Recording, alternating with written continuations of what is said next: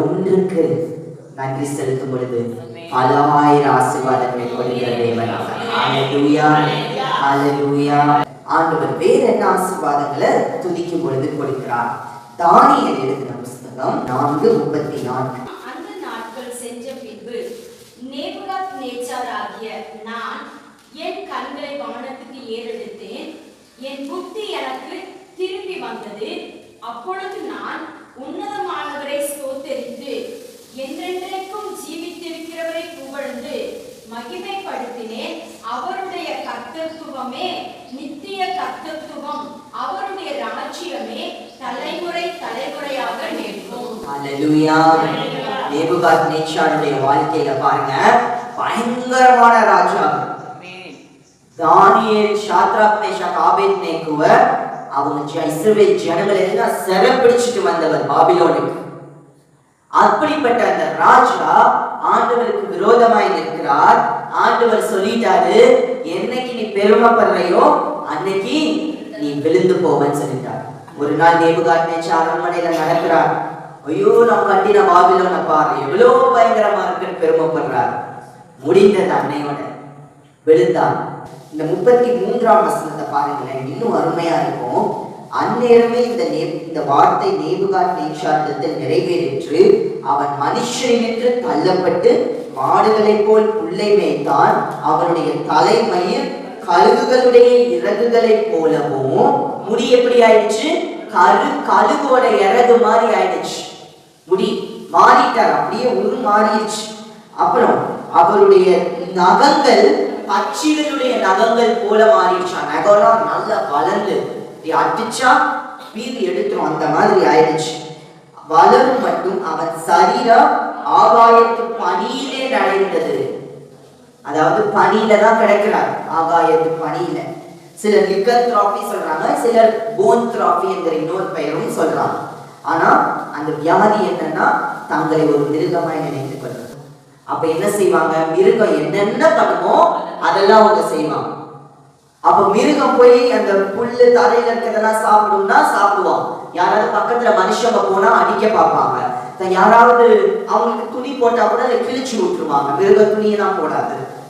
அப்போ அப்படிப்பட்ட ஒரு வியாதி நேபுகாத்நேச்சாருக்கு பெருமை நிமித்தம் வந்தது. 34ஆம் வசனத்துல பார்க்கிறோம், அந்த நாட்கள் சென்ற பின்பு நேபுகாத்நேச்சாராகிய நான், நேபுகாத்நேச்சாரை எழுதுகிறார், கர்த்தர் அவருக்கு அந்த ரியலைசேஷனை கொடுக்கிறார், நினைவை கொடுக்கிறார். நினைவை கொடுத்த உடனே நேபுகாத்நேச்சார் செஞ்சது என்னன்னா, நேபுகாத்நேச்சாராகிய நான் என் கண்களை வானத்திற்கு ஏறெடுத்தேன், என் புத்தி எனக்கு திரும்பி வந்தது. அப்பொழுது நான், என் புத்தி எனக்கு திரும்பி வந்தது. அப்பொழுது நான், உடனே அப்பவே என்ன செய்யறாரு? நான் உன்னதமானவரை ஸ்தோத்திரித்து. அவ்வளவு பெரிய ராஜா தன்னையே கடவுள் என்று சொல்லி தனக்கு தானே சிலை வைத்து அந்த சிலையை எல்லாரையும் வணங்க வைத்த ராஜா, அன்னைக்கு பெருமைப்பட்ட ராஜா, தாழ்த்தப்பட்ட ராஜா, அன்னைக்கு பயங்கரமான வியாதியில கஷ்டப்பட்டு பணியில நனைந்து கொண்டிருந்த ராஜா, அன்னைக்கு அவருக்கு நினைவு வந்தவுடனே அவர் செய்கிற ஒரு காரியம், கண்களை மேலே ஏறெடுத்து ஸ்தோத்திரம் பண்ணுகிறார் ஆண்டவரே. ஹல்லேலூயா, ஹல்லேலூயா. அப்ப அவருக்கு தெரிஞ்சிருக்குது, ஆண்டவர் தான் என்னை காப்பாற்ற முடியும், ஆண்டவர் தான் என்னை காப்பாற்றுகிறார். என்றென்றைக்கும் ஜீவித்திருக்கிறவரை புகழ்ந்து மகிமைப்படுத்தினேன். அவரே எழுதுறார். அவர் எப்படி ஆண்டவரை என்ன சொல்றாரு?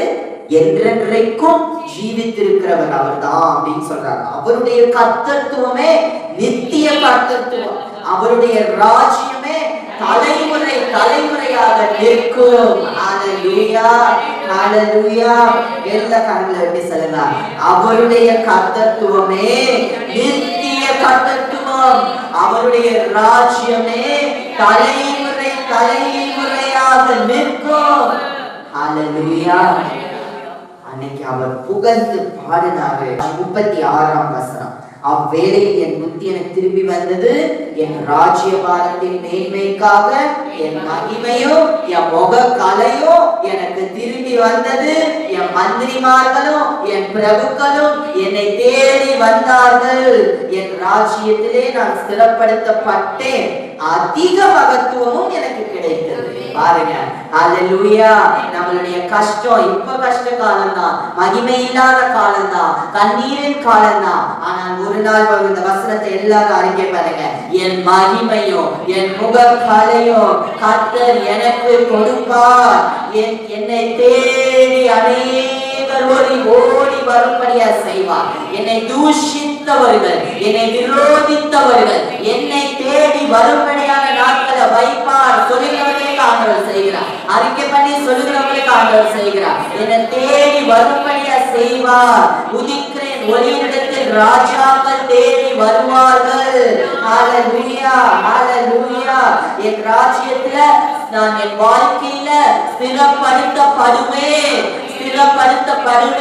என் சந்ததியாய் கர்த்தருடைய ஆசீர்வாதத்தை காண்பேன். ஹல்லேலூயா, ஹல்லேலூயா. அதிக மகத்துவமும் கர்த்தர் எனக்கு கொடுப்பார். அதிக ஆசீர்வாதத்தை கொடுப்பார். இப்பொழுது இருக்கிறதை பார்க்கிறோம் 1000 மடங்கு ஆசீர்வாதத்தை கர்த்தர் எனக்கு கொடுப்பார். இப்பொழுது இருக்கிற பலத்தை பார்க்கிறோம் 1000 மடங்கு கர்த்தர் என்னை பலப்படுத்துவார். ஹல்லேலூயா. அந்த தானியேல்ல வாசிக்கிறோம், அந்த நேபுகாத்நேச்சாரை கர்த்தர் நிறுத்தினார். ஹல்லேலூயா.